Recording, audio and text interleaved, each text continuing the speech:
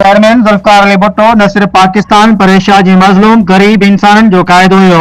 Ali Asghar Ali Bhutto Pakistan Peoples party जे बानी chairman शहीद ज़ुल्फ़िकार अली भुट्टो जी 97वीं सालगिरह अॼु डिस्ट्रिक्ट काउंसिल में जाम अली असगर अली भुट्टो जी सदारत में मल्हाई हुई, जिते शहीद ज़ुल्फ़िकार अली भुट्टो जी सालगिरह जो केक ज़िले जे सदर Jam Ali Asghar Ali Bhutto, general secretary doctor Sajjad Aman Chandio, senior नायब सदर पीर अमजद अली सिद्दीकी, MPA डाडा मोहम्मद अली भुट्टो, MPA मीराला बख्श टालपुर, MPA मोहम्मद इस्माइल राव, MPA तंजीला कमरानी, कबूल मोहम्मद खटियान, अब्दुल गफूर निजामानी ऐं ॿियनि पार्टी अॻवाननि काटियो।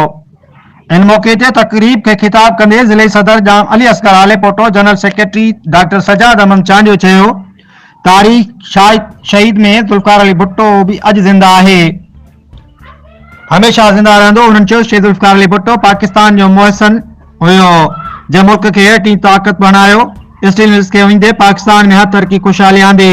हिननि चयो पाकिस्तान जेको बिना दस्तूर आहे हिन जे पे हलियो, तंहिंखे 73 जो आइन ॾिनाई, हारियुनि ऐं मज़दूरनि खे हक़ ॾिनाई। टे दुनिया जे मुस्लमाननि खे हिक हंधि गॾिजी विहारे, जेके हिक ॿिए जे पोयां निमाज़ न पढ़ंदा हुआ। शहीद भुट्टो OIC बनाए इस्लाम जी वॾी ख़िदमत कई।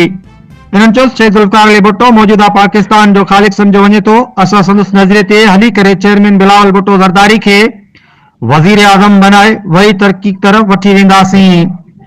उन मौके ते नियाज़ लशारी, गुल मोहम्मद सिरेवाल, मीर काशिफ टालपुर, अलानो चांडियो, मोहम्मद समूद, टाउन चेयरमैन पीर मोहम्मद साले कुरैशी, मीर अब्दुल अजीज जमाली, रिजवान कायम खानी, हनीर हसन खोसा, नूर मोहम्मद मल्ला, अब्दुल गफूर मेमन, अब्दुल सत्तार मेमन, हाजानी खोसो समेत कारकुननि और अहदेदारनि वॾी तादाद में शिरकत कई।